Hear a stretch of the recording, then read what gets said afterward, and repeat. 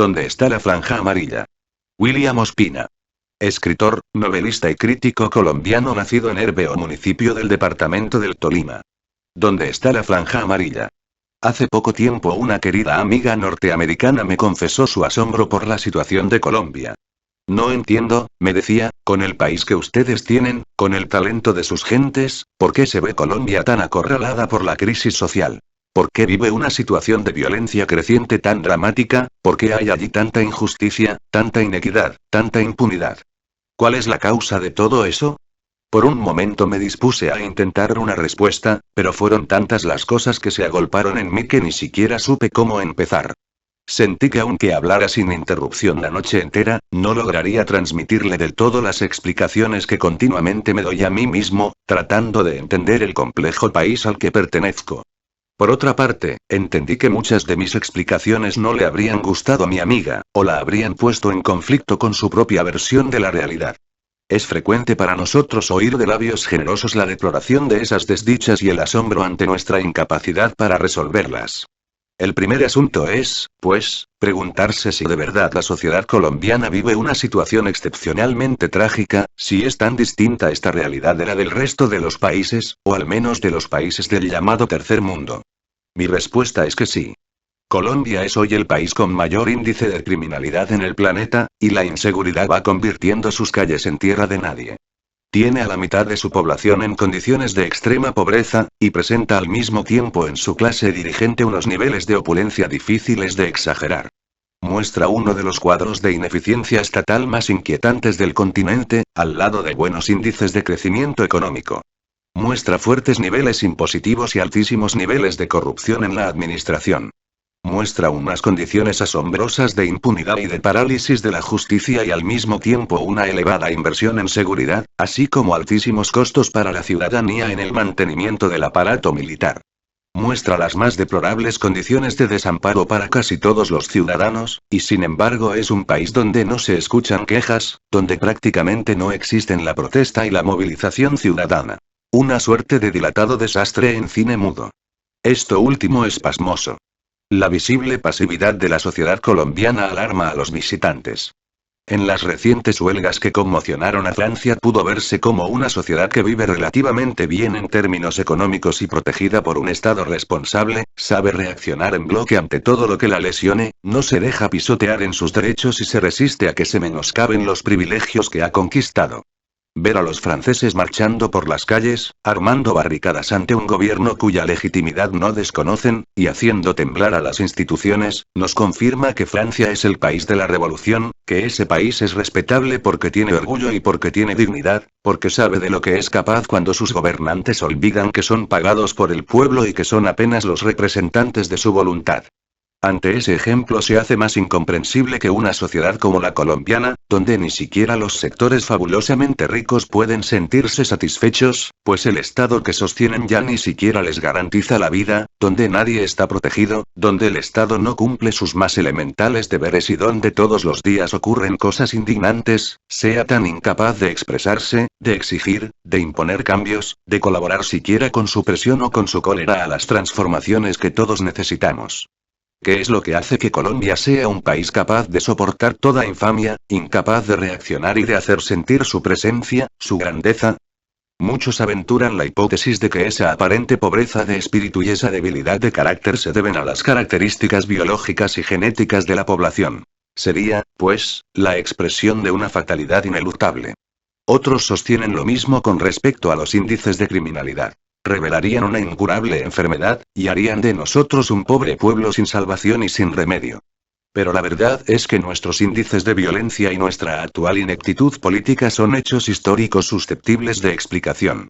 Más aún, se diría que las explicaciones son tan evidentes e incluso tan sencillas que se requiere estupidez o malevolencia para aventurar dictámenes fatalistas. Ninguna persona sensata sostendría que por el hecho de haber precipitado en 5 años la muerte de 50 millones de seres en condiciones de crueldad y de sevicia escandalosas, la sociedad europea revele una patología siniestra e incurable. Ninguna persona sensata sostendría que por el hecho de que la sociedad estadounidense haya sacrificado 500.000 de personas en 3 años de guerra para impedir su propia secesión y haya alentado después la secesión de Panamá para hacerse al canal interoceánico más importante del mundo, de que haya participado en las guerras de Nicaragua, haya arrojado bombas atómicas sobre ciudades japonesas, haya invadido Vietnam, haya apoyado a los peores dictadores del Caribe y de Centroamérica, y haya bombardeado a Bagdad, eso significa que los norteamericanos padecen de alguna monomanía agresiva irremediable. Los historiadores vendrán en nuestro auxilio para explicarnos las precisas condiciones históricas que llevaron a aquellas sociedades y a sus gobiernos a participar en esas realidades escabrosas. Colombia vive momentos dramáticos, pero quien menos le ayuda es quien declara, por impaciencia, por desesperación o por mala fe, que esas circunstancias son definitivas, o que obedecen a causas ingobernables. Más bien yo diría que lo que vivimos es el desencadenamiento de numerosos problemas represados que nuestra sociedad nunca afrontó con valentía y con sensatez. Y la historia no permite que las injusticias desaparezcan por el hecho de que no las resolvamos. Cuando una sociedad no es capaz de realizar a tiempo las reformas que el orden social le exige para su continuidad, la historia las resuelve a su manera, a veces con altísimos costos para todos. Y lo cierto es que Colombia ha pospuesto demasiado tiempo la reflexión sobre su destino, la definición de su proyecto nacional, la decisión sobre el lugar que quiere ocupar en el ámbito mundial. Ha pospuesto demasiado tiempo las reformas que reclamaron, uno tras otro, desde los tiempos de la independencia, los más destacados hijos de la nación. Casi todos ellos fueron sacrificados por la mezquindad y por la codicia, y hoy es larga y melancólica la lista de lúcidos y clarividentes colombianos que soñaron un país grande y justo, un país afirmado en su territorio, respetuoso de su diversidad, comprometido con un proyecto verdaderamente democrático, capaz de ser digno de su riqueza y de su singularidad, y que pagaron con su vida, con su soledad o con su exilio el haber sido fieles a esos sueños. Si hay algo que nadie ignora es que el país está en muy malas manos. Quienes se dicen representantes de la voluntad nacional son para las grandes mayorías de la población personas indignas de confianza, meros negociantes, vividores que no se identifican con el país y que no buscan su grandeza. Pero ello no es nuevo. Si algo caracterizó a nuestra sociedad desde los tiempos de la independencia, es que sistemáticamente se frustró aquí la posibilidad de romper con los viejos esquemas coloniales. Colombia siguió postrada en la veneración de modelos culturales ilustres, siguió sintiéndose una provincia marginal de la historia, siguió discriminando a sus indios y a sus negros, avergonzándose de su complejidad racial, de su geografía, de su naturaleza. Esto no fue una mera distracción, fue fruto del bloqueo de quienes nunca estuvieron interesados en que esa labor se realizara. Desde el comienzo hubo quien supo cuáles eran nuestros deberes si queríamos construir una patria medianamente justa e impedir que a la larga Colombia se convirtiera en el increíble nido de injusticias, atrocidades y cinismos que ha llegado a ser. No podríamos decir que fue por falta de perspectiva histórica que no advertimos cuán importante es para una sociedad reconocerse en su territorio, explorar su naturaleza, tomar conciencia de su composición social y cultural, y desarrollar un proyecto que, sin confundirlos, agrupe a sus nacionales en unas tareas comunes, en una empresa histórica solidaria. Siempre pienso en eso que no hicimos a tiempo cuando recuerdo aquellos hermosos versos que leyó Robert Frost en La posesión de John Kennedy, donde declara la clave del destino de los Estados Unidos. Cómo ese país que es históricamente nuestro contemporáneo cumplió una tarea que aún nosotros no hemos cumplido. Esta tierra fue nuestra antes de ser nosotros de esta tierra. Fue nuestra más de un siglo antes de convertirnos en su gente. Fue nuestra en Massachusetts, en Virginia, pero éramos colonos de Inglaterra, poseyendo unas cosas que aún no nos poseían, poseídos de aquello que ya no poseíamos. Algo que nos negábamos a dar gastaba nuestra fuerza, hasta entender que ese algo fuimos nosotros mismos, que no nos entregábamos al suelo en que vivíamos, y desde aquel instante fue nuestra salvación el entregarnos.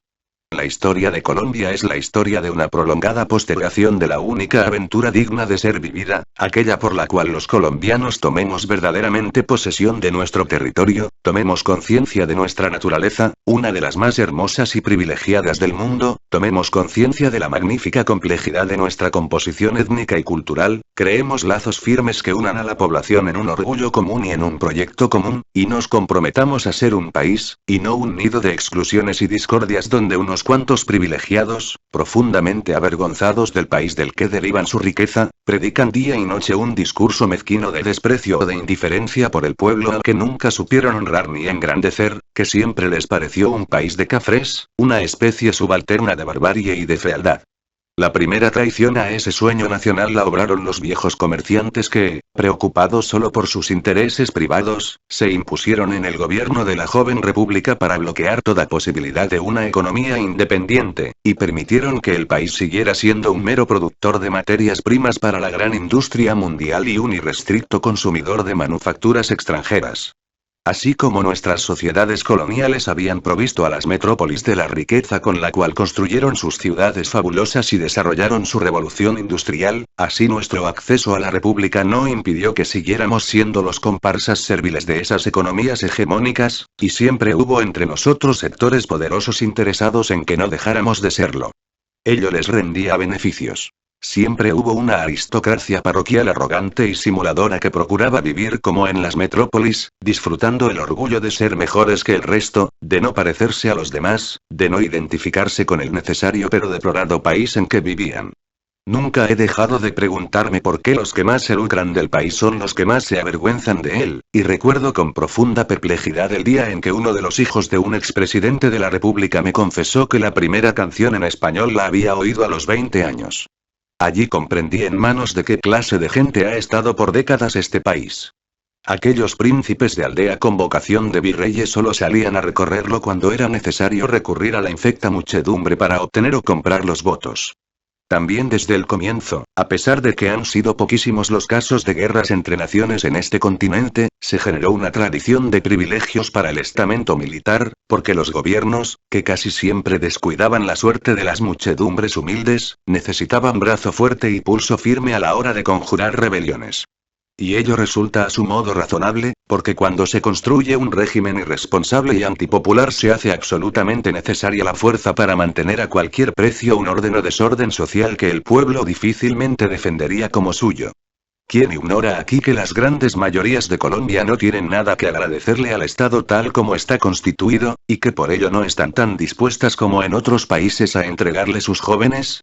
Es triste recordar que durante mucho tiempo las clases privilegiadas, las más defendidas por el Estado, pagaron para librar a sus hijos del servicio militar que los pobres tenían que cumplir irremediablemente.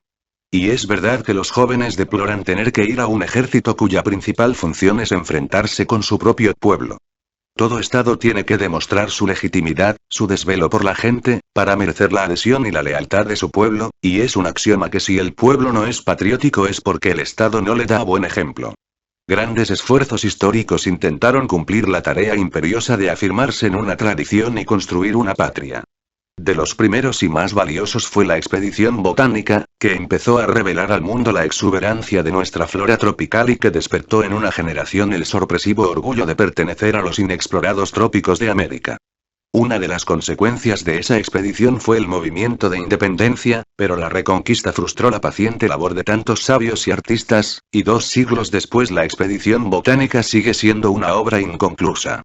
Colombia posee, según es fama, la mayor diversidad de pájaros del mundo, pero es tan inconsciente de sus riquezas que el libro más completo sobre las variedades de aves colombianas, Brood Colombia, no está traducido al español. En la segunda mitad del siglo XIX emprendió sus tareas la Comisión Corográfica, y sin embargo aún hoy Colombia sigue siendo un país sin un proyecto territorial, sin un plan de desarrollo sensato y propio, sin un censo aprovechado de sus recursos. El Estado, omnipotente a la hora de imponer tributos y de reprimir descontentos, es la impotencia misma a la hora de impedir saqueos, de moderar depredaciones y de proteger el patrimonio.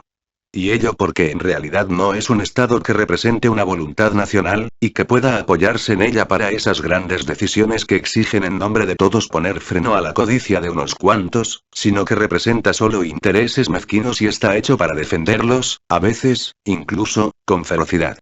Verdad es que grandes poderes externos estuvieron interesados desde siempre en mantener nuestra economía en condiciones desventajosas, que les permitieran realizar aquí sus negocios en los mejores términos. Para la gran industria mundial fue una prioridad garantizar su provisión de materias primas, y mantener aquí una clase privilegiada en condiciones de consumir productos de importación. Una de las verdades que no sabría explicar con claridad a mi amiga es por qué y de qué manera el gobierno norteamericano apoyó siempre a los partidarios colombianos del libre cambio, que abrían nuestras fronteras a sus productos, e incluso patrocinó siempre a alguno de los bandos en las guerras civiles que desgarraron a Colombia durante el siglo XIX. Ella sentirá la extrañeza de que los colombianos seamos desventurados, pero difícilmente entenderá que no hemos estado solos en la construcción de nuestra penuria, que muchas veces su propio Estado participó en la preparación y el diseño de nuestro caos actual.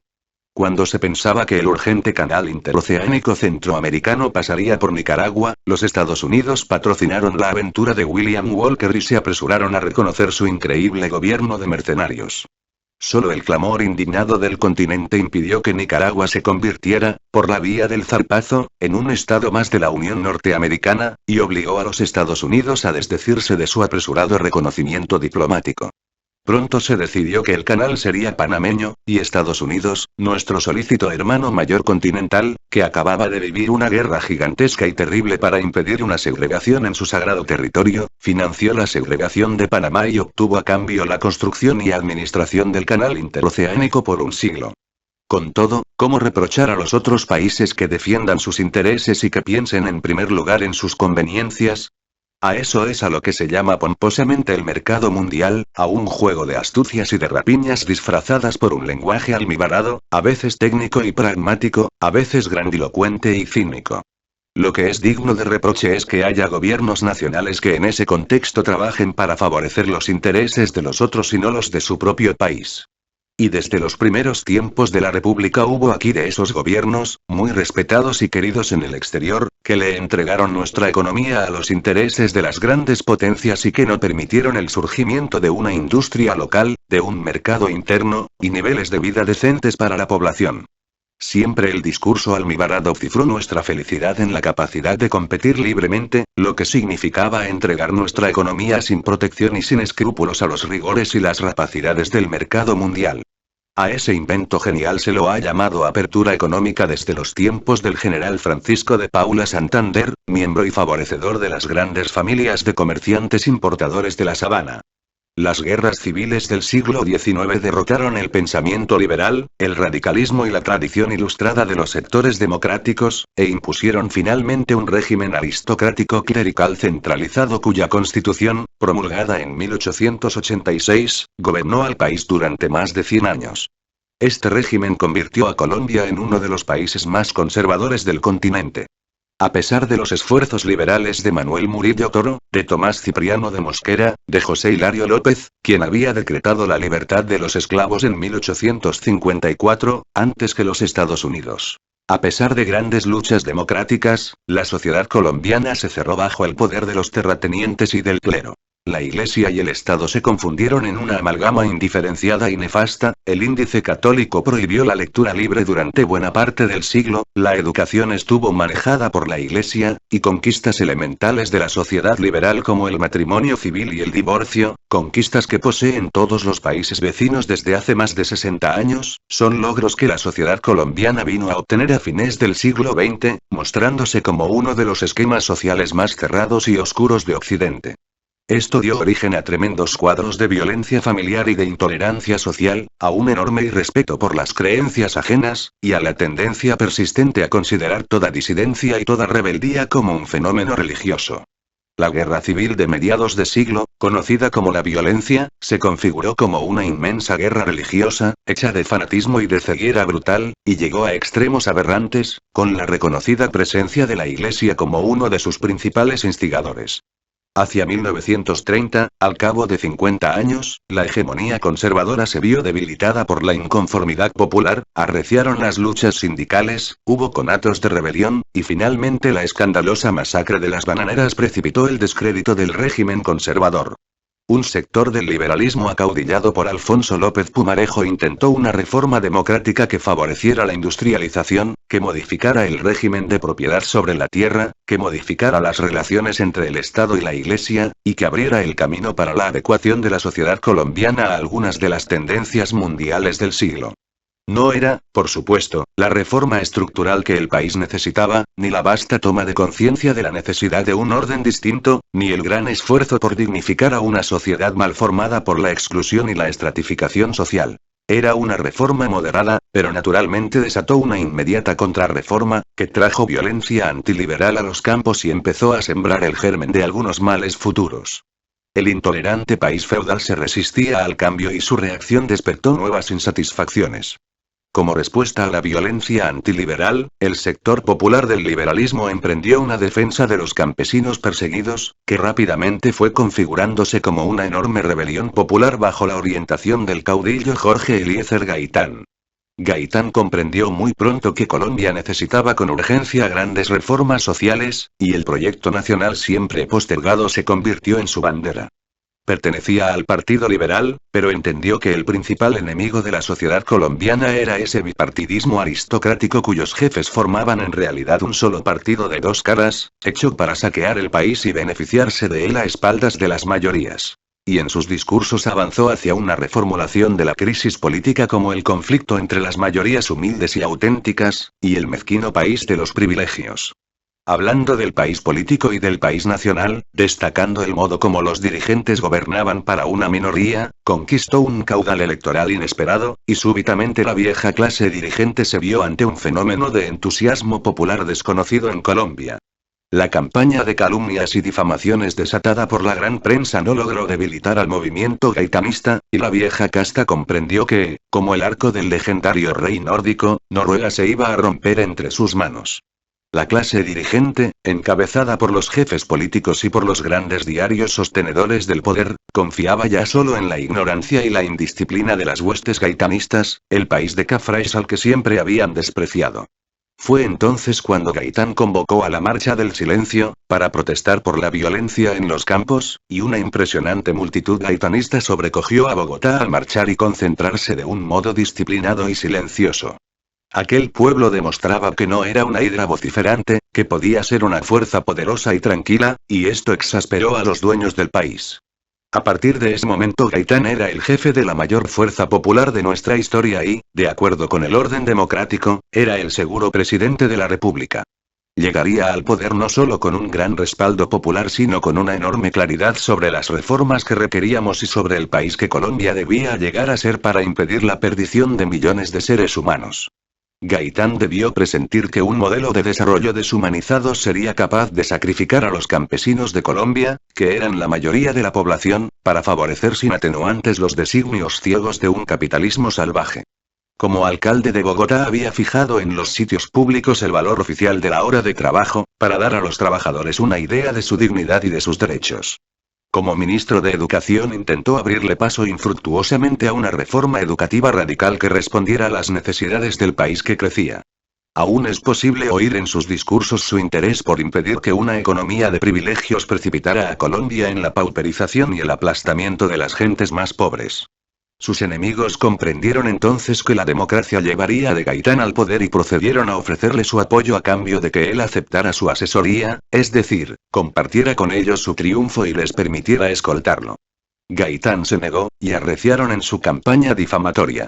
La última ráfaga de aquella oposición rabiosa debió armar la mano fanática o mercenaria que le dio muerte. Y así comenzó la gigantesca contrarrevolución, o antirrevolución, ya que conjuraba algo que aún no se había cumplido, que marcó de un modo trágico el destino de Colombia en los 50 años siguientes. Esta contrarrevolución tuvo 3 etapas, cada una de ellas peor que la anterior. La primera fue el asesinato del caudillo, que provocó el incendio de la capital. La segunda fue la violencia de los años 50, que despobló los campos de Colombia e hizo crecer dramáticamente las ciudades con millones de desplazados arrojados a la miseria. La tercera fue el pacto aristocrático del Frente Nacional, mediante el cual los instigadores de la violencia se beneficiaron de ella y se repartieron el poder durante 20 años, proscribiendo toda oposición, cerrando el camino de acceso a la riqueza para las clases medias emprendedoras, y manteniendo a los pobres en condiciones de extremo desamparo mientras acrecentaban hasta lo obsceno sus propios capitales. El 9 de abril de 1948 fue la fecha más aciaga del siglo para Colombia. No porque en ella, como lo pretenden los viejos poderes, se haya roto la continuidad de nuestro orden social, sino porque ese día se confirmó de un modo dramático. La estructura del movimiento gaitanista, con su sujeción a la figura y el pensamiento del caudillo, permitió la desmembración y la disolución de aquella aventura en la que se cifraba el porvenir del país. Gaitán tenía clara la necesidad de un proyecto nacional donde cupiera el país entero. Una nación de blancos y de mestizos, de negros y de inmigrantes que pudiera reconciliarse con el espíritu de los pueblos nativos del territorio, y extraer de esa complejidad una manera singular de estar en el mundo. Pero esa claridad lo llevó a enfrentarse ingenuamente, es decir, de un modo valeroso, sincero y desarmado, a esa clase dirigente que se lucraba de la miseria nacional y que despreciaba profundamente todo lo que no cupiera en su mezquina órbita de privilegios. Una casta de mestizos con fortuna que nunca había intentado ser colombiana, ni identificarse con nuestra geografía, con nuestra naturaleza, con nuestra población. Que continuamente se avergonzaba, como sigue haciéndolo hoy, de este mundo tan poco parecido al idolatrado mundo europeo. Una élite deplorable que viajaba a Europa y a Norteamérica, no a llevar con orgullo el mensaje de un pueblo dignificado por el respeto y afirmado en su territorio, sino a simular ser europea, y a procurar por los métodos más serviles ser aceptada por un mundo que no ignoraba su condición de rastacueros y su falta de carácter. El discurso de Gaitán merece muchas reflexiones. Es singular que en un país envanecido por la retórica de sus gramáticos y de sus académicos haya sido un hombre de origen humilde quien ennobleció el lenguaje de la política. Quien, exhibiendo un gran refinamiento sintáctico y una notable claridad de pensamiento, haya tenido eco en un pueblo pretendidamente ignorante y salvaje. No podemos olvidar que también la gran empresa de renovar la lengua castellana y de convertirla en una lengua americana había sido liderada por un indio nicaragüense, Rubén Darío. Y que la gran poesía colombiana de entonces estaba siendo escrita por un hijo de campesinos de Santa Rosa de Osos que prácticamente nunca había estado en la escuela. Ello parece asombroso pero es natural. La lengua, como el sentimiento religioso, es hija de los pueblos. Son ellos sus creadores y sus transformadores, y las academias, como los eclesiásticos, no son más que los avaros administradores de un tesoro que no siempre comprenden. Lo que parecía insinuarse en el horizonte del gaitanismo era una suerte de revolución nacional, de transformación de la ideología que reinaba por el poder de los partidos en el alma del pueblo. Y la conformación de una gran franja de opinión capaz de llevar no solo a Gaitán a la presidencia sino al país a un nuevo comienzo. Lo que parcialmente habían conquistado países como México, cuya identificación consigo mismos, cuyo respeto por las raíces nativas, cuya afirmación en su propio pueblo, en su música, en su gastronomía, en su indumentaria, en sus tradiciones, eran un ejemplo para el desconcertado continente mestizo, y cuya revolución, sin duda llena de errores y de hechos dolorosos y trágicos, había conferido sin embargo un profundo sentimiento de orgullo y de dignidad a sus gentes. Como suele ocurrir con los magnicidios, el asesinato de Gaitán nos ha sido presentado como el crimen solitario de un enajenado o de un fanático. Lo que no podemos ignorar es el clima social y político en que se cumplió el hecho, los sectores visiblemente interesados en la desaparición del líder, y los que se benefician con ella. Si la mano que lo mató fue fanática o fue mercenaria, es algo indiferente. La causa evidente del crimen fue la campaña de difamación realizada contra él por la gran prensa, que lo mostraba como un peligro para la sociedad, como alguien que venía a destruir el país, y que lo caricaturizaba como un salvaje a la cabeza de una banda de caníbales. El crimen produjo en todo el país un espontáneo levantamiento hecho de frustración y de desesperanza, pero incapaz de grandes propósitos y aún de trazarse nobles tareas inmediatas. Entre incendios y rapiña y estragos, el pueblo comprendió que una vez más sus esperanzas habían muerto, y tal vez comprendió también que el poder imperante jamás permitiría una transformación de la sociedad por las vías democráticas y pacíficas que Gaitán había escogido. Pero allí comenzó también la segunda fase a esa poderosa contrarrevolución, porque advertidos del peligro de un movimiento popular, los partidos políticos tradicionales se lanzaron a la reconquista de sus huestes y se esforzaron por contrarrestar los efectos del discurso de Gaitán. Para ello radicalizaron su lenguaje partidista, magnificaron una maraña de diferencias retóricas entre los dos partidos, y utilizando todos los recursos y todos los medios de influencia, fanatizaron a la ingenua población campesina. Tal vez no se proponían desatar una oleada de violencia, pero el modo criminal e irresponsable como atizaron las hogueras del odio para ganar la fidelidad de sus prosélitos condena para siempre a los jefes de ambos partidos que precipitaron a Colombia en la más siniestra época de su historia. Gentes humildes que se habían conocido toda la vida, que se habían criado juntas, se vieron de pronto conminadas a responder a viejos odios insepultos, y sin saber cómo, sin saber por qué, sin el menor beneficio, se dejaron arrastrar por el increíble poder de la retórica facciosa que los bombardeaba desde las tribunas, desde los púlpitos y desde los grandes medios de comunicación, y la carnicería comenzó. Entre 1945 y 1965 Colombia vivió una verdadera orgía de sangre que marcó desalentadoramente su futuro. Más asombroso aún es que quienes precipitaron al país en ese horror sean los mismos que siguen dirigiéndolo, aquellos cuyo discurso es el único que impera en la sociedad, aquellos que se resisten a entender que si bien se han enriquecido hasta lo indecible, han fracasado ante la historia. Que tuvieron el país en sus manos durante más de un siglo y que el resultado de su manera de pensar y de obrar es esto que tenemos ante nosotros. Violencia, caos, corrupción, inseguridad, cobardía, miseria y la desdicha de millones de seres humanos.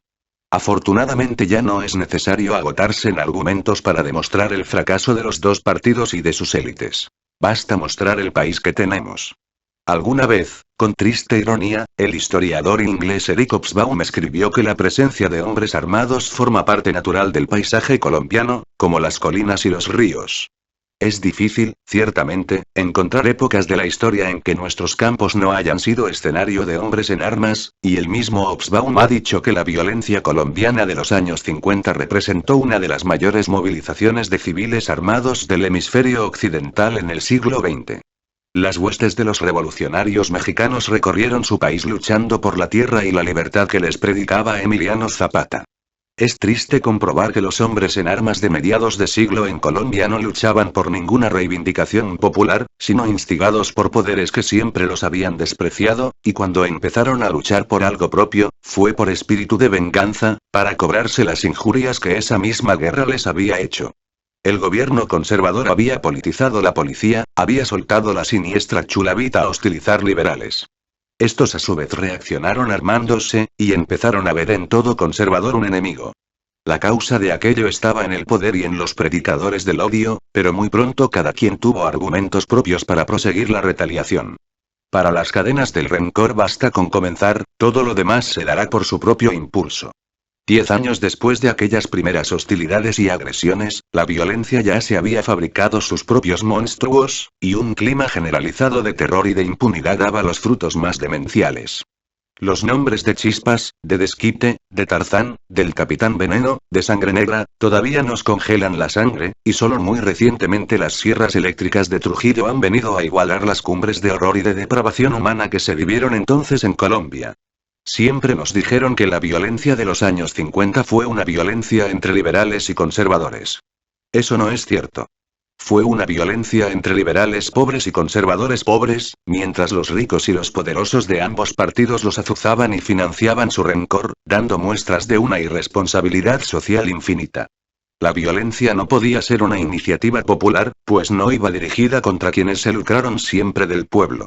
Era más bien la antigua historia de los pobres matándose unos a otros con el discurso del patrón en los labios. Una persistente y venenosa fuente de odio fluía de alguna parte y alimentaba la miseria moral del país. Los dirigentes, esos que todavía le dictan por la noche a la opinión pública lo que ésta responderá mañana en las encuestas, simulaban no advertir cuál era la causa de ese desangre generalizado, y sin dejar de predicar el odio al Godoy y al Rojo se quejaban del salvajismo del pueblo. La verdad es que bastó que Alberto Lleras y Laureano Gómez se abrazaran y pactaran la alianza para que la vasta violencia colombiana dejara de ser un caos generalizado y se redujera a la persecución final de unas bandas de asesinos envilecidos. Ahora bien, si la violencia había sido una guerra, ¿quién la ganó? Aparentemente nadie.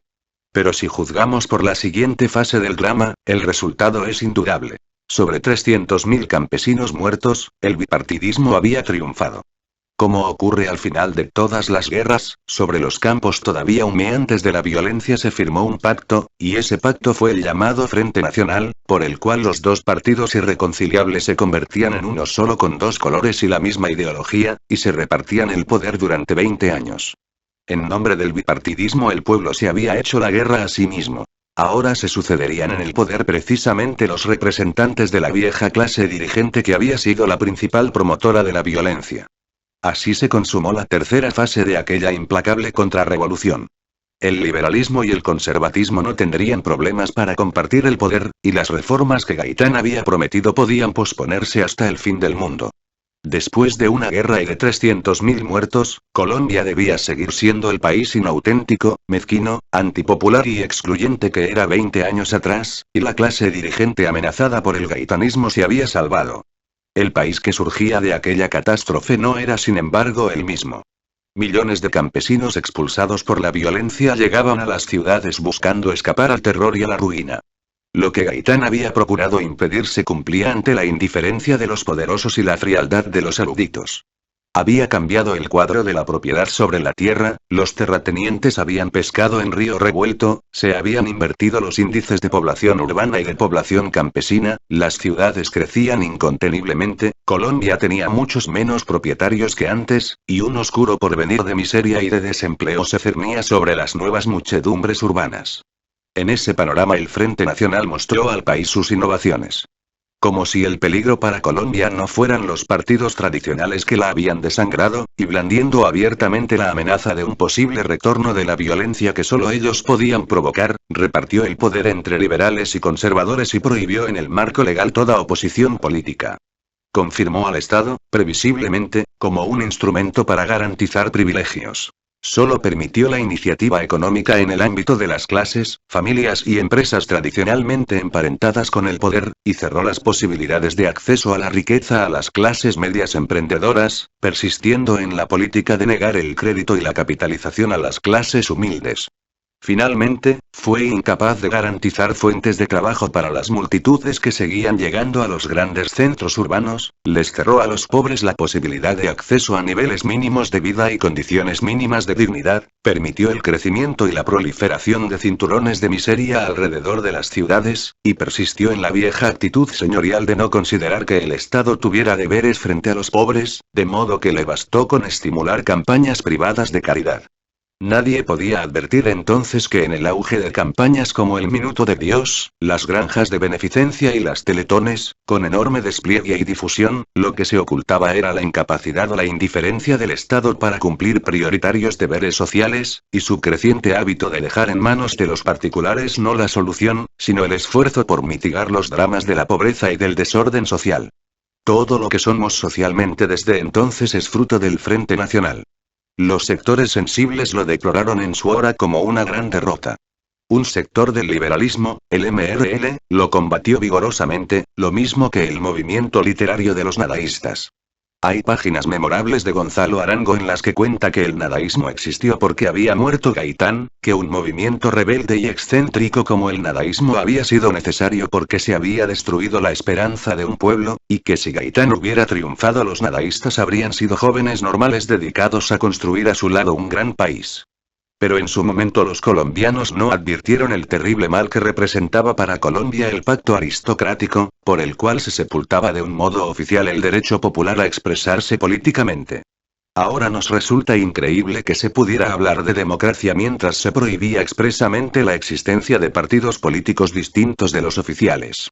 Mientras se condenaba al país a un bipartidismo que además era puramente aparente, pues desde hacía mucho tiempo las palabras liberal y conservador habían perdido en Colombia todo contenido programático, toda huella de un pensamiento o de una idea, y se habían envilecido hasta ser tan solo dos maneras hereditarias de odiar a los semejantes. Después de la Revolución cubana, la política hemisférica exigió que los ejércitos de América Latina cambiaran sus prioridades de defensa de las fronteras por lo que llamaron seguridad interna. Así se institucionalizó uno de los fenómenos más aberrantes del siglo. Cuando nuestros países requerían acceder a la democracia real y madurar políticamente, una teoría perversa según la cual los latinoamericanos no estábamos maduros para la democracia, culpablemente apoyada por los gobiernos norteamericanos, permitió que la América Latina viviera una de sus épocas más sombrías. Una progresión de dictaduras militares antipopulares se abrió camino para garantizar en el continente la aplicación de las políticas económicas y acallar los reclamos de justicia social y el libre ejercicio de la oposición, sin la cual la democracia es inconcebible. Curiosamente, Colombia había vivido el fenómeno de una dictadura militar casi accidental que, impuesta a mediados de los años 50 por una coalición de los partidos tradicionales como una suerte de ensayo de lo que sería el Frente Nacional, se fue desviando de su propósito inicial cuando el dictador, general Gustavo Rojas Pinilla, comprendió que el Estado, hecho para defender determinados privilegios desde siempre, podía servir a otros fines. Allí se dio una curiosa amalgama de obras benéficas para el pueblo y aprovechamiento del poder para beneficio propio que, por supuesto, provocó una rápida reacción de la clase política que había sido la inspiradora del experimento. No sobra recordar que las principales obras de modernización que emprendió Colombia a mediados de siglo fueron fruto de esa pauta casi involuntaria en la mezquina dominación de las élites, y que en una atmósfera tan enrarecida por el egoísmo de los poderosos ni siquiera el ejército resultó un aliado seguro. A tal punto el general se les salió de las manos, que 10 años después fue el protagonista de una aventura electoral que puso en peligro la dominación bipartidista, y obligó al democrático gobierno del Frente Nacional a modificar a última hora los resultados electorales, con cifras llegadas de remotas provincias. También en tiempos de Gaitán se había dado el fenómeno de que la policía, compuesta por gentes del pueblo, terminara volviéndose gaitanista, para desconsuelo de los dueños del poder. Estas experiencias despertaron una gran desconfianza de los poderosos en la iniciativa de sus fuerzas armadas, y con gran inteligencia se procuró que los jefes militares amasaran grandes fortunas, manejaran inmensos presupuestos, tuvieran el control de la ciudadanía y aún de la justicia, y gozaran de excesivos privilegios, pero no se les soltó el timón del Estado ni siquiera en los tiempos en que Colombia era una de las poquísimas barcas con apariencia democrática en un océano de sables. Esos 20 años de Frente Nacional trajeron algunos de los males mayores de la sociedad colombiana actual, males que se sumaron a los muchos que ya arrastrábamos desde los viejos tiempos, para conformar el cuadro de impotencia y de desesperación que ahora tenemos ante los ojos. Como se prohibió toda oposición legal, cosa que solo puede ocurrir en las dictaduras más cerriles, surgió y se fortaleció la oposición ilegal, la oposición armada, que ha crecido hasta ser dueña de la mitad del país. Durante mucho tiempo los ideólogos del poder explicaron la existencia de las guerrillas como un producto de la infiltración de ideologías foráneas, en particular del movimiento comunista internacional. Lo explicaban así a pesar de saber que en Colombia, como lo ha dicho Hobsbawm, siempre hubo en los campos hombres en armas y es una tradición la práctica de la rebelión focalizada en pequeña escala y el bandidaje rural. Pero muchas de las guerrillas colombianas no fueron en rigor comunistas, o solo se revistieron de ese ropaje mientras duró el auge mundial de aquella ideología, y en cambio todos hemos podido comprobar que el acallamiento del discurso castrista y la caída abrumadora de la Unión Soviética y la gradual incorporación de la China a la economía de mercado no solo no precipitaron el fin de la guerrilla colombiana sino que fueron simultáneos con su auge inusitado en nuestro territorio. A pesar de su bandidaje y de su falta de comunicación con la sociedad, la guerrilla no es un caso de policía, no es un problema militar sino un problema político y por ello salta a la vista que cuanto más se la combate y cuanto más se invierte dinero en recursos militares contra ella, más fuerte se hace. ¿Quién ignora que el campo colombiano está arruinado? ¿Que el país no les ofrece ninguna alternativa, ningún futuro, a los habitantes del campo? ¿Con qué cara nos viene a decir este Estado que los campesinos no tienen motivos para rebelarse, cuando hasta los profesionales en Colombia tienen que meterse a taxistas, y todo reclamo, por justo que sea, está prohibido en la práctica?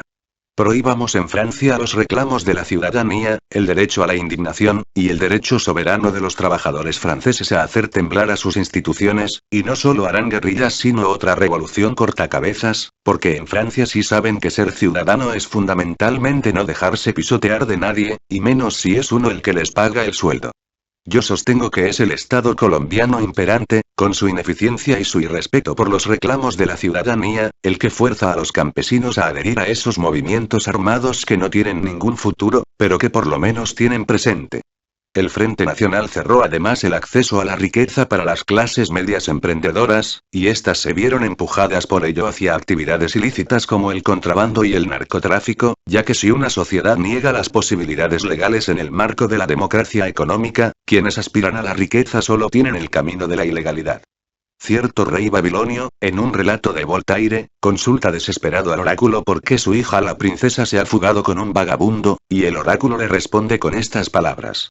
Cuando uno no casa a las muchachas, majestad, las muchachas se casan solas. Fue esto lo que ocurrió en Colombia desde comienzos de los años 70. La vieja ideología señorial había impuesto aquí la absurda lógica de que cualquier concesión a los pobres es un escándalo. Para ser rico, la única condición era haber tenido la precaución de serlo desde la cuna, y todo lo demás era pretensión descabellada y ridícula. Ello es aún más extraño si pensamos que nuestra clase dirigente, por una voltereta tramposa, abandonó la vieja teoría medieval de la nobleza de sangre y fingió adoptar los principios de la democracia liberal debidos a la Revolución Francesa. Todo ello era muy bien visto en la letra, pero que la servidumbre no buscara propasarse, ni intentar escenas bochornosas. Es muy difícil sostener una sociedad señorial, racista, excluyente y mezquina, en la que sobreviven términos como gente bien, gente de buena familia, y al mismo tiempo barnizarla con un discurso liberal aureolado por la pretensión de que todos son iguales ante la ley y viven bajo el imperio de la Declaración de los Derechos del Hombre y del Ciudadano. La gente terminará creyendo que de verdad tiene derechos y hasta puede intentar hacerlos valer. Y ello se agrava si el modelo económico expone a las gentes al discurso de las metrópolis, pues lentamente empezarán a percibir que el modelo que se les predica se parece muy poco al que se les ofrece. Allá al norte estaban los Estados Unidos, con su respeto por el ciudadano, su igualdad de derechos, sus salarios decentes, sus oportunidades de empleo y consumo. Y aquí vivíamos en una disparatada sociedad de consumo en la cual hasta las clases medias tenían que pensarlo muchas veces para comprar lo que veían en las vitrinas. Se puede jugar así con la gente, pero no con toda. Tarde o temprano alguien sentirá que le están haciendo trampa en el juego y descubrirá que él también puede hacer trampa. Ya se sabe que la única pedagogía es la pedagogía del ejemplo, y un Estado no puede exigir que se respete la ley si él mismo no la respeta. Gobernar en función de unos cuantos privilegiados, saquear el tesoro público, abusar de la autoridad, es violar la ley de manera grave, y puede generar en la conciencia de algunos la sensación de que si los encargados de aplicarla violan la ley, no puede ser tan grave que la violen los particulares. Pero se da además el caso de que el discurso público de la sociedad industrial, es decir, la publicidad, pregona en todos los tonos posibles que la única condición digna de admiración y de respeto es la riqueza. Los mensajes de autos y perfumes y cigarrillos y tarjetas de crédito exhiben esa refinada vulgaridad como la condición necesaria de todo éxito y de toda felicidad. Y el pobre espectador descubre que le están vendiendo el suplicio de Tántalo. Que, ávido por ser rico para obedecer las órdenes melodiosas de los medios y para merecer el respeto de su condición humana, la sociedad no se lo permite porque está organizada para impedir toda promoción, para perpetuar a los ricos en su riqueza y dejar que los pobres se mueran a las puertas de los hospitales. Y descubre además que los únicos en el vasto mundo que parecen tener la obligación de mostrarse ejemplares y virtuosos son los que están condenados a vivir en las entinas, a padecer como buenos pobres los laberintos de la burocracia y los tacones de la ley en la nuca.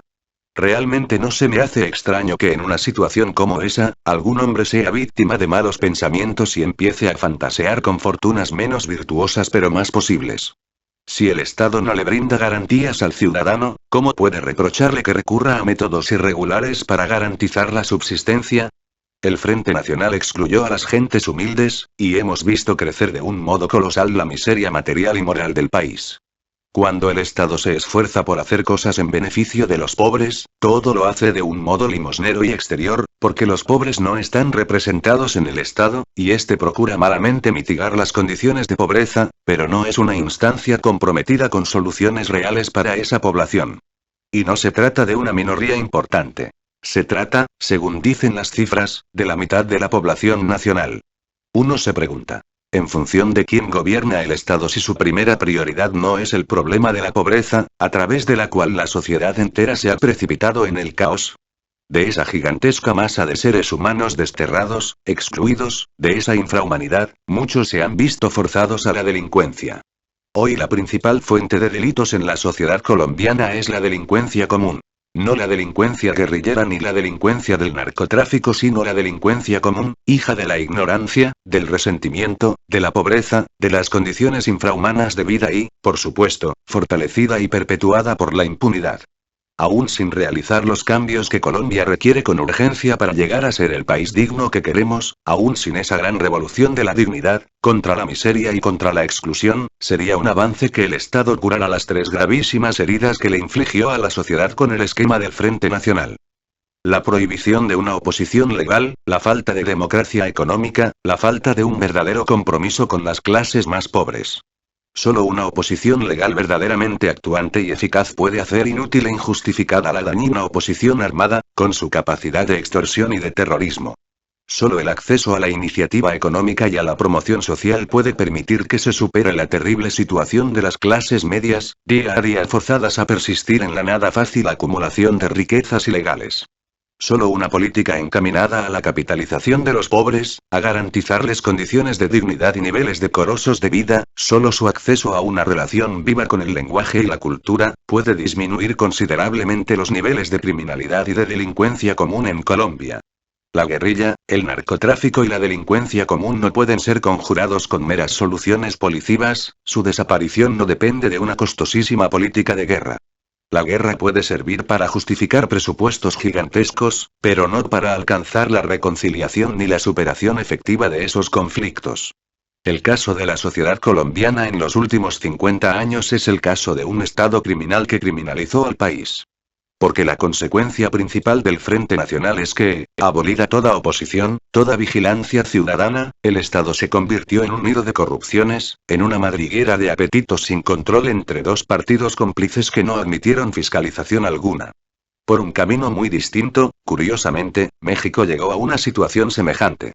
Así como allá la existencia de un solo partido, sin oposición posible, fue corrompiendo al Estado hasta convertirlo en un nido de burócratas sin entrañas y de ambiciosos sin escrúpulos, así también nuestra dictadura de un solo partido, con dos cabezas y con dos colores, convirtió al Estado en una eficiente mole de corrupción, continuamente enfrentada consigo misma, a la que ningún presupuesto le alcanza, donde cada pequeño funcionario manipula la ley a su antojo con toda impunidad, y donde una vasta red de compadres y amigos parásita del caos y exprime a todo el que cae en sus manos.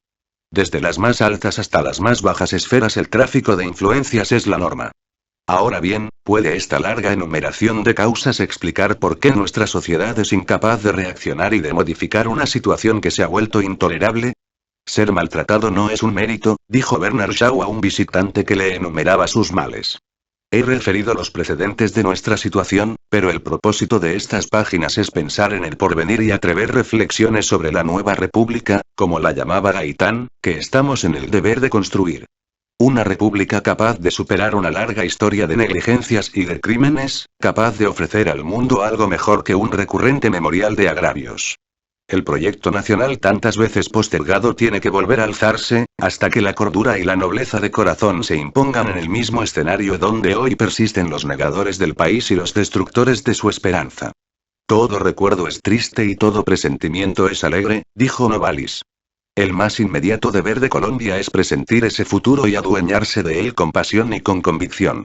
Las viejas castas dominantes se han destituido a sí mismas, se han hecho indignas de respeto y no creo que merezcan un lugar en la historia. Es hora de que nos preguntemos cuál es nuestro lugar, cuál es nuestro papel y nuestro destino. En todo este tiempo se han visto crecer la pasividad ciudadana, la indiferencia y el miedo. Pero en los últimos 50 años también se vieron grandes procesos de iniciativa social, de lucha por los derechos de la comunidad, expresiones orgullosas y dignas. ¿Qué fue del movimiento sindical colombiano? ¿Qué fue de los valerosos reclamos de los campesinos? ¿Qué fue de las movilizaciones de los estudiantes?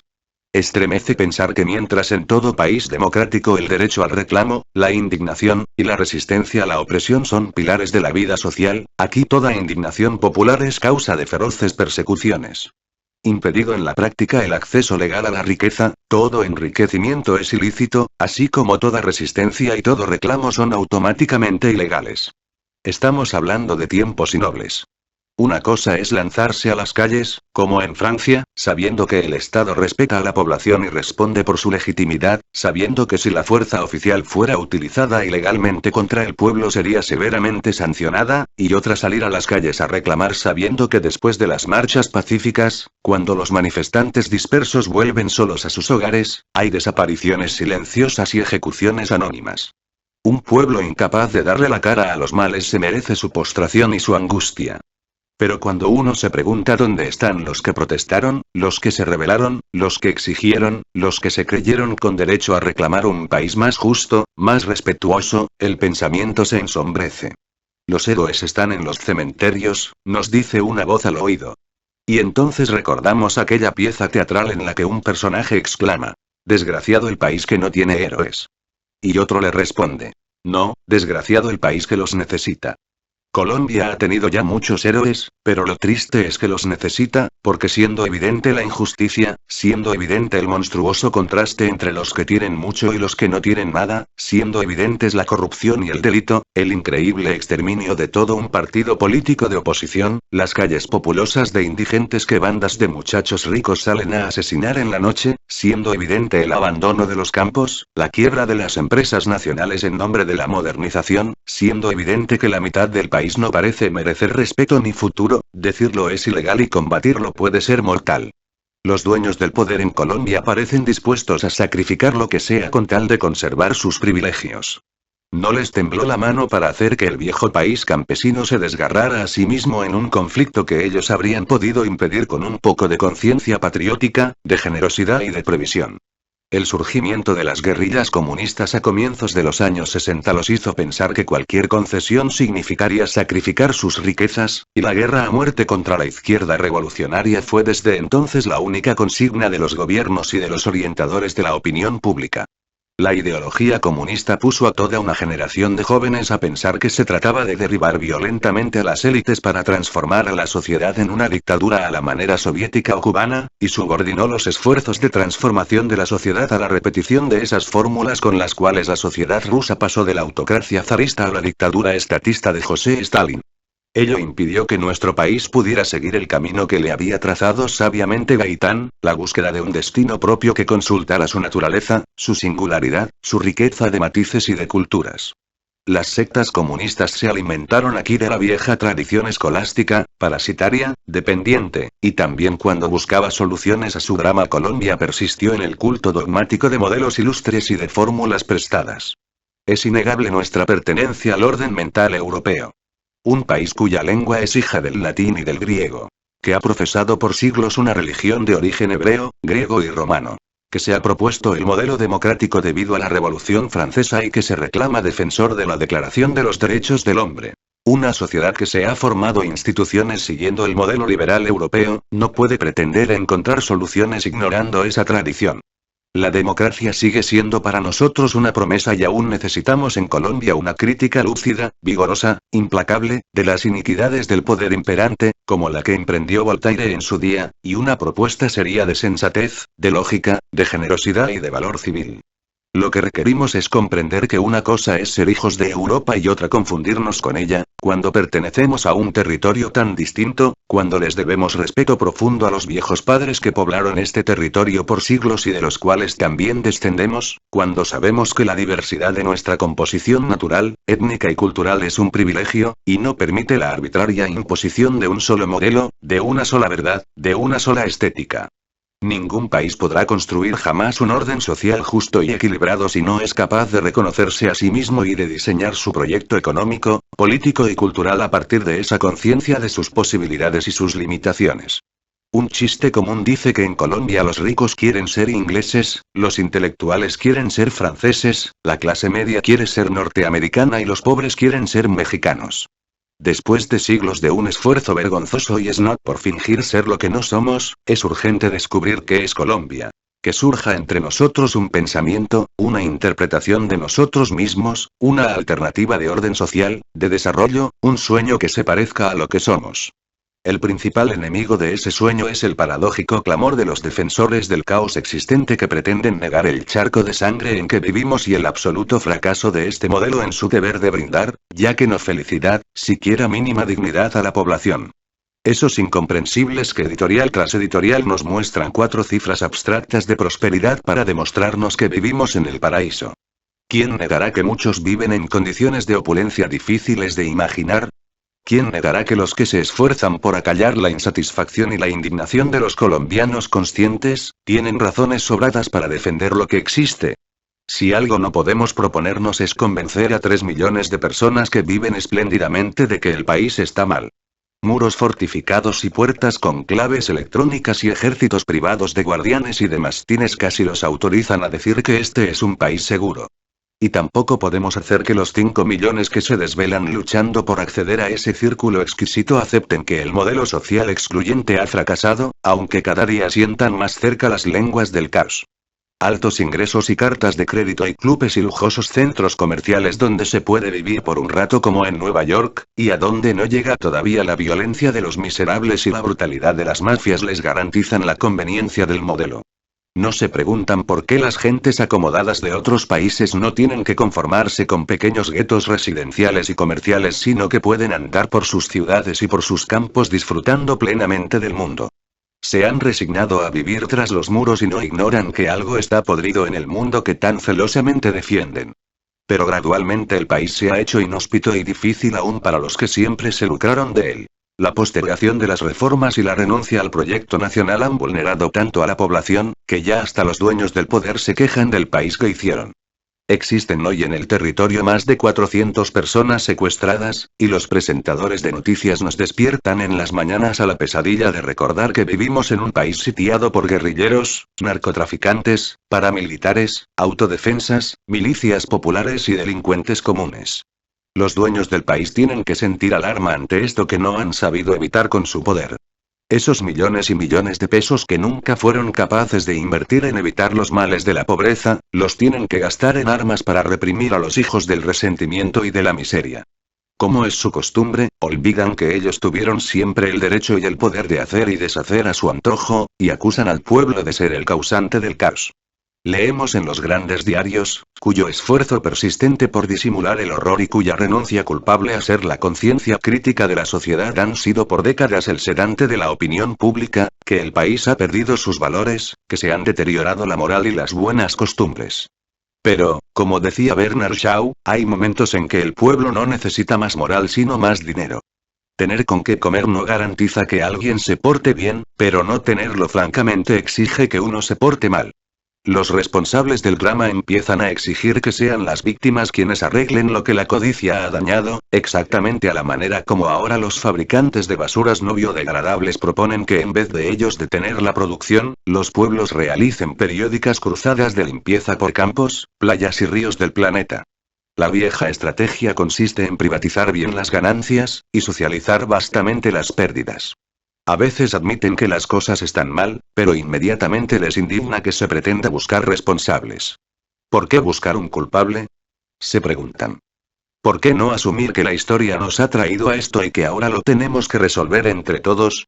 La verdad es que la corrección de los males exige descubrir dónde están las causas, ya que todo proyecto histórico que pretenda erradicar los males sin conocer su fuente está condenado al fracaso. Nuestro insensato modelo mental es en eso de una siniestra comicidad. El mejor crítico de ese modelo, Stanislao Zuleta, solía decir que no hay que confundir las causas de las cosas con las condiciones que las hacen posibles. Por ejemplo, decía, si a uno le cuentan que alguien se suicidó arrojándose de un 8º piso, y le preguntan cuál fue la causa de esa muerte, uno no responde que la ley de la gravedad. Pues bien, en Colombia continuamente confundimos las causas de las cosas con las condiciones que las hacen posibles. Si un par de sicarios asesina a alguien desde una moto, al día siguiente prohibimos las motos.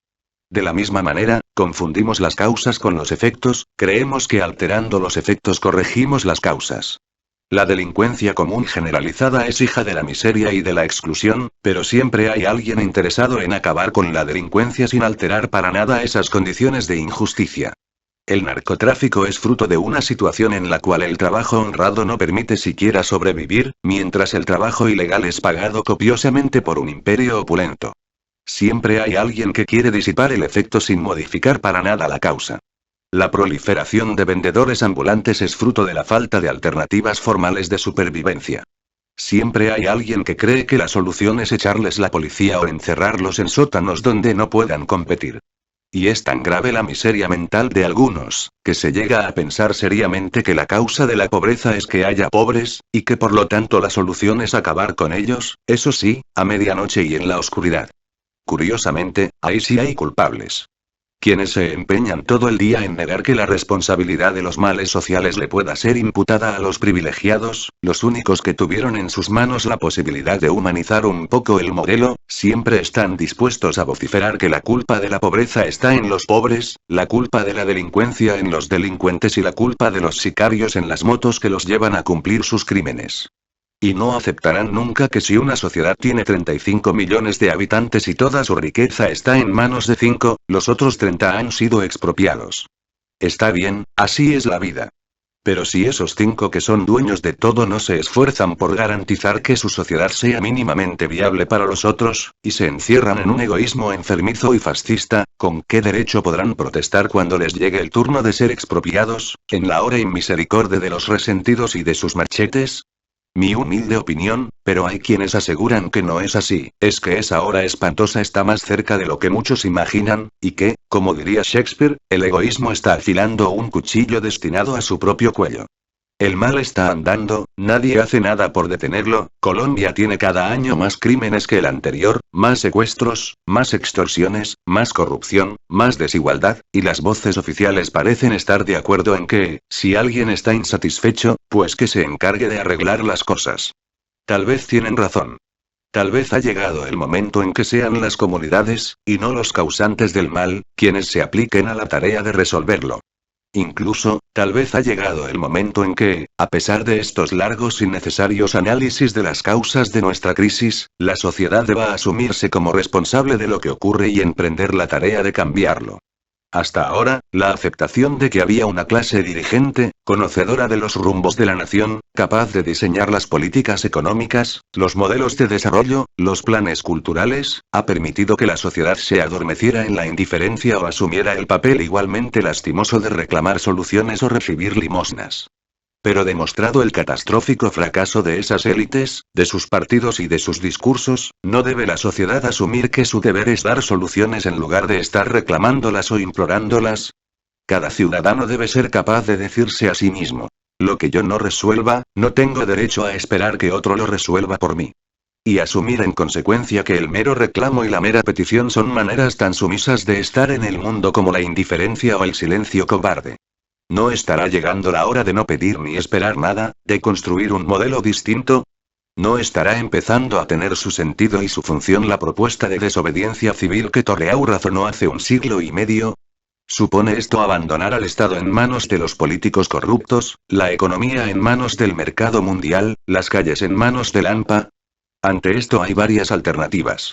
O uno acepta al Estado, cree en su legitimidad, y en esa medida confía en él, respeta sus reglas, participa en elecciones, sostiene en ese marco sus puntos de vista y lucha por imponerlos. O uno no acepta la legitimidad del Estado, se organiza por fuera de él o contra él, y lucha por la instauración de un Estado en el que pueda creer y confiar. O uno no cree en la validez de ningún Estado, y se organiza para sobrevivir en la selva del mundo sin dar por supuesto un contrato social y unas normas de convivencia.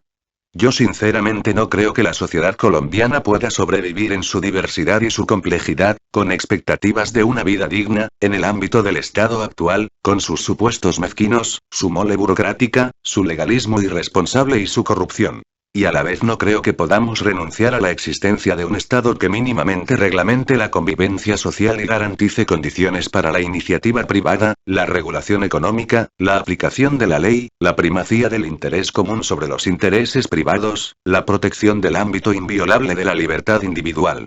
¿Qué hace que nuestra sociedad no reaccione?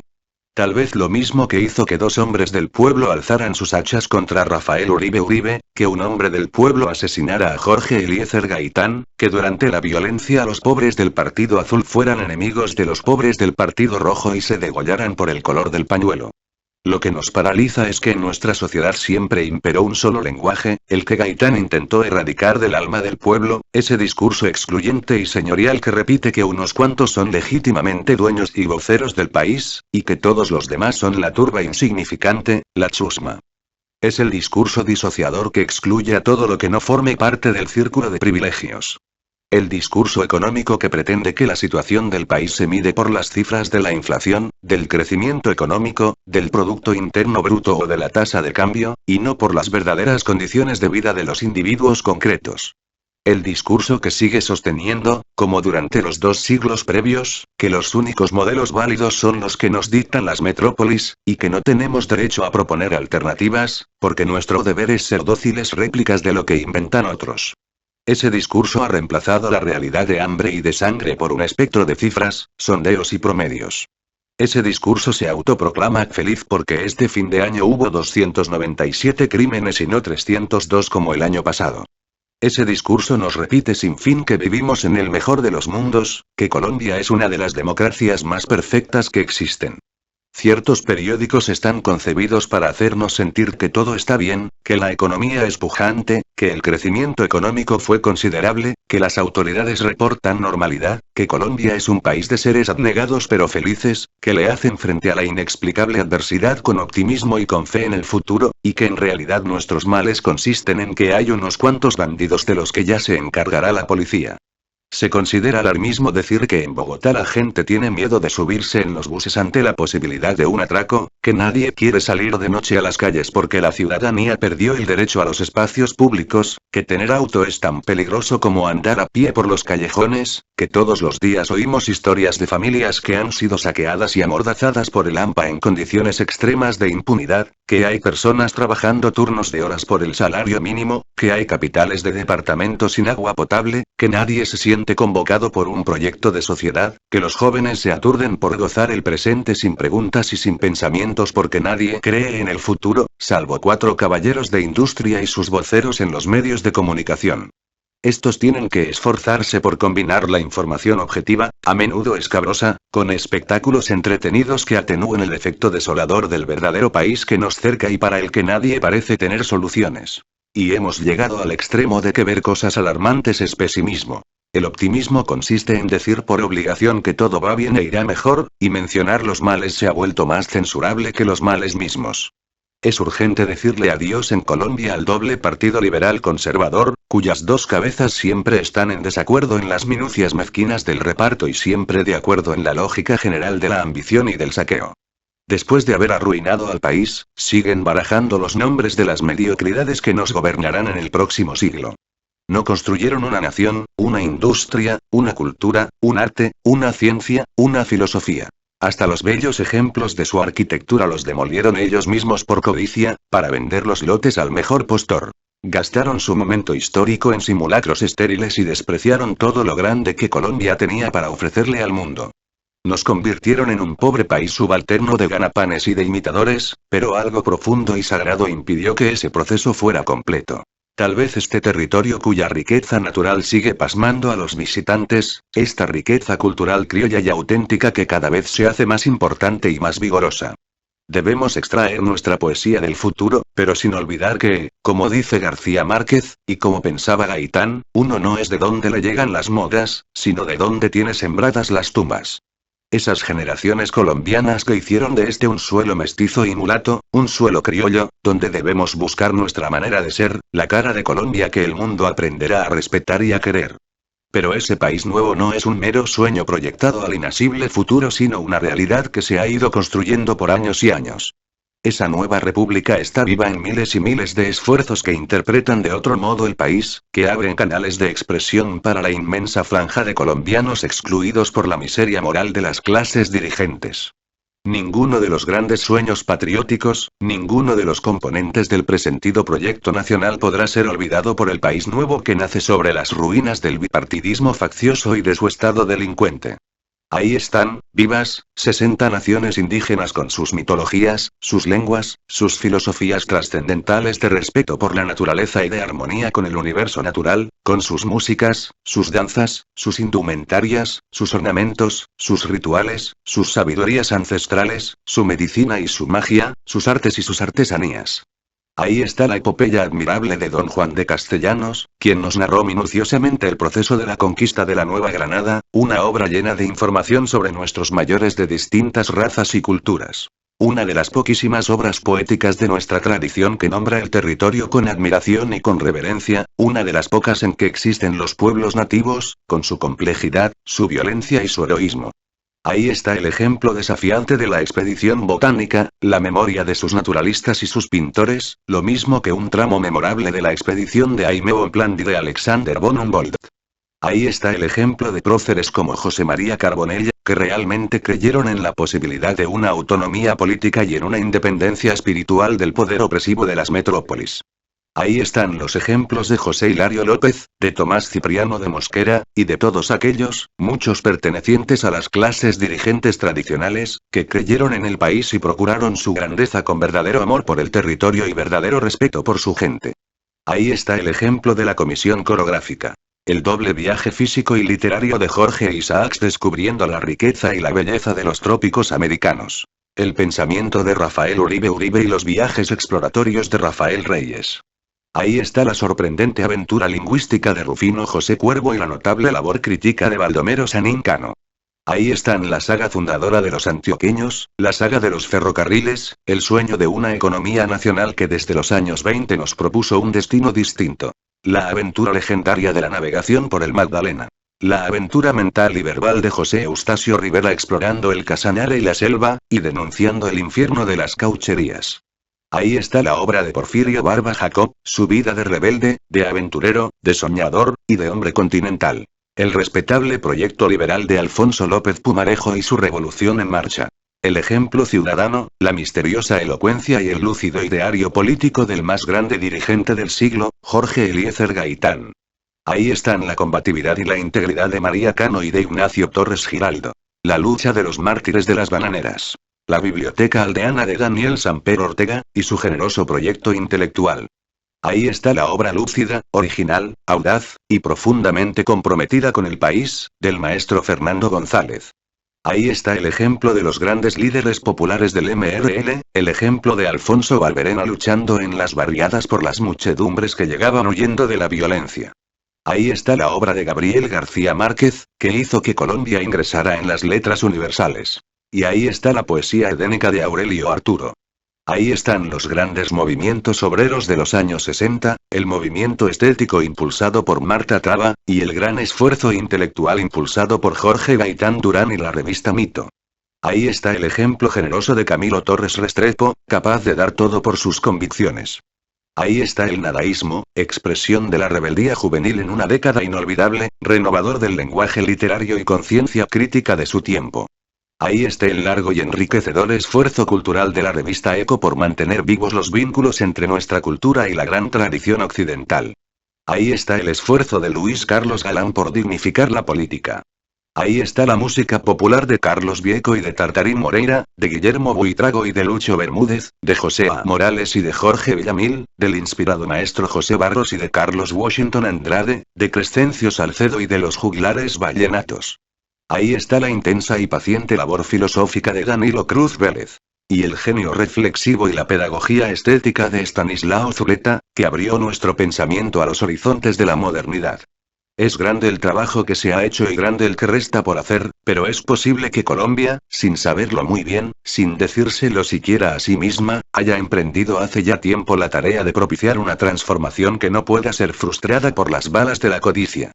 Sus mayorías renunciaron hace mucho a la fe en los líderes y en los partidos, pero importantes sectores de la población, apartándose del mundillo prepotente y antinacional que nos gobernó, se han dedicado a la labor fecunda y duradera de reconocerse en el país y de construir un proyecto que no pueda ser socavado por la difamación ni por el crimen. Ha venido creciendo una conciencia distinta que no puede situarse ni acallarse, porque está en todas partes. Está en la labor admirable y generosa de Gerardo Reichel Dolmatov, quien nos reveló los mundos asombrosos de misterio y de sabiduría de los pueblos indígenas a los que nuestra cultura oficial había considerado siempre salvajes y primitivos. Está en la labor persistente de antropólogos y sociólogos, de biólogos e ingenieros, de médicos e investigadores que, como los miembros de la vieja expedición botánica, no ignoran las implicaciones políticas de su labor, no ignoran que su esfuerzo es parte de la búsqueda de un destino mejor para Colombia. Está en la creciente labor de escritores y artistas, de filósofos y psicólogos, de historiadores y arquitectos, de científicos y técnicos cuya silenciosa rebelión está en la voluntad de construir un saber que se deba a nosotros y que resuelva problemas de nuestra realidad. Al lado del país de los privilegios, del Estado corrupto y de sus políticos, al lado de las violencias guerrilleras y estatales, de la mafia y del AMPA, al lado de las torturas y las ejecuciones sumarias, de las masacres políticas y de los cinismos electorales, ha ido creciendo ese otro país al que ya no engañan los poderes económicos egoístas y sus voceros en los medios de comunicación. De ese país indignado pero responsable y creador, de ese país que no es noticia, debe salir el futuro que Colombia merece. Pero ese país en formación aún no está integrado en un proyecto nacional. Sus esfuerzos crecieron aislados, y por eso la nación donde se gesta la rebelión civilizadora, llamada a cambiar por fin los protagonistas de la historia colombiana, todavía produce la sensación de ser solo un dilatado desastre en cine mudo. Todavía ese pensamiento plural no se ha cohesionado en un lenguaje que nos permita entrar en diálogo creador unos con otros. Aún impera el lenguaje receloso, faccioso y excluyente que nos enseñaron, pero en incontables ciudadanos existe ya la semilla de esa nueva república, unida en su complejidad étnica y cultural, y a la vez respetuosa de sus diferencias. En la admirable literatura testimonial más reciente, después de 50 años de silencio, gentes del pueblo que fueron protagonistas de una historia tremenda han empezado a reconstruir su destino mediante un lenguaje vivo y lleno de revelaciones. En lugar de pensar en dominarlo y en administrarlo, muchos colombianos están interrogando y pensando el país.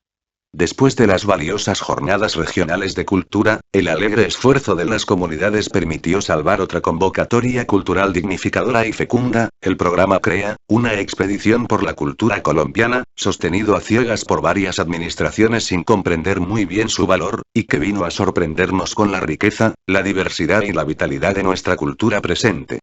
El nuevo país crece en la labor de industrias y cooperativas regionales, de empresas solidarias, de movimientos ecológicos, de medios alternativos, de eventos literarios, artísticos y musicales de trascendencia mundial logrados gracias a la iniciativa particular en varias ciudades, en la dignidad de una nueva generación de periodistas responsables y valerosos, en creadores de música y danza que se han inclinado sobre las fuentes de su propia cultura para encontrar un lenguaje con el cual hablarle originalmente al mundo. En el trabajo de grupos y personas comprometidos con el país, que no tienen el menor afán por lanzarse a la conquista del poder, o que, habiendo conocido las redes paralizantes de su enorme laberinto kafkiano, ya saben cuán imposible es cambiar algo en la bruma pesadillesca de los incisos y de los succisos.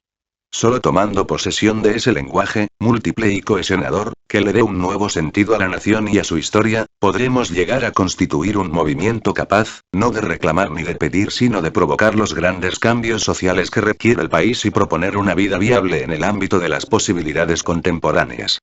Para realizar una revolución que no pueda ser detenida y frustrada por las balas, se requiere la unión de la inteligencia, la creatividad y la solidaridad de millones de seres humanos, de los que ya saben que el poder existente solo busca un futuro para esa exigua minoría que se avergüenza de sus compatriotas y que sistemáticamente los desprecia y los excluye. Un país formidable en recursos y capaz de grandes empresas está en condiciones de nacer. Basta que los colombianos nos permitamos ser conscientes de nuestra fuerza, ser los voceros orgullosos de nuestro territorio, los defensores de nuestra naturaleza y los hijos perspicaces de una historia que yace en el olvido. Hoy ya no se trata de alcanzar el cielo sino de salir del infierno, de un infierno de intolerancia y de desamparo circunscrito por la historia a la línea de nuestras fronteras. Pero bastará dar ese paso inicial que nos arrebate al horror para que ya sea posible soñar el país que Colombia, aleccionada por su historia, puede llegar a ser. Tarde o temprano tendremos que pensar, no en una economía aislada e independiente, cosa imposible, pero sí en una economía cuya primera prioridad sea la gente colombiana. Yo sueño un país que esté unido física y espiritualmente con los demás países de la América del Sur. Que un grupo de jóvenes venezolanos o colombianos pueda tomar el tren en Caracas o en Bogotá y viajar, si así lo quieren, hasta los confines de Buenos Aires. En un mundo donde se hacen autopistas de isla en isla, no ha de ser imposible tender ese camino de unidad entre naciones hermanas. Yo sueño un país que cuando hable de desarrollo para todos, y no a expensas del planeta sino pensando también en el mundo que habitarán las generaciones futuras. Que cuando hable de industria nacional sepa recordar, como Gaitán, que industria son por igual los empresarios, los trabajadores y los consumidores. Yo sueño un país consciente de sus tierras, de sus árboles, de sus mares y de sus criaturas, donde hablar de economía sea hablar de cómo vive el último de los hijos de la República. Yo sueño un país donde sea imposible que haya gentes durmiendo bajo los puentes o comiendo basuras en las calles. Yo sueño un país cuya moneda pueda mostrarse y negociarse en cualquier lugar del planeta. Yo sueño un país que gane medallas en los Juegos Olímpicos. Yo sueño un país de pueblos y ciudades hermosos y dignos, donde los que tengan más sientan el orgullo y la tranquilidad de saber que los otros viven dignamente. Yo sueño un país inteligente, es decir, un país donde cada quien sepa que todos necesitamos de todos, que la noche nos puede sorprender en cualquier parte, que el carro se nos puede varar en las altas carreteras solitarias, y que por ello es bueno que nos esforcemos por sembrar amistad y no resentimiento. Yo sueño un país donde un indio pueda no solo ser indio con orgullo, sino que superando esta época en que se lo quiere educar en los errores de la civilización europea aprendamos con respeto su saber profundo de armonía con el cosmos y de conservación de la naturaleza. Yo sueño un país donde tantos talentosos artistas, músicos y danzantes, actores y poetas, pintores y contadores de historias, dejen de ser figuras pintorescas y marginales, y se conviertan en voceros orgullosos de una nación, en los creadores de sus tradiciones. Todo eso solo requiere la apasionada y festiva construcción de vínculos sinceros y valerosos. Y hay una pregunta que nos está haciendo la historia. Ahora que el rojo y el azul han dejado de ser un camino, ¿dónde está la franja amarilla? Fin. ¿Dónde está la franja amarilla? William Ospina.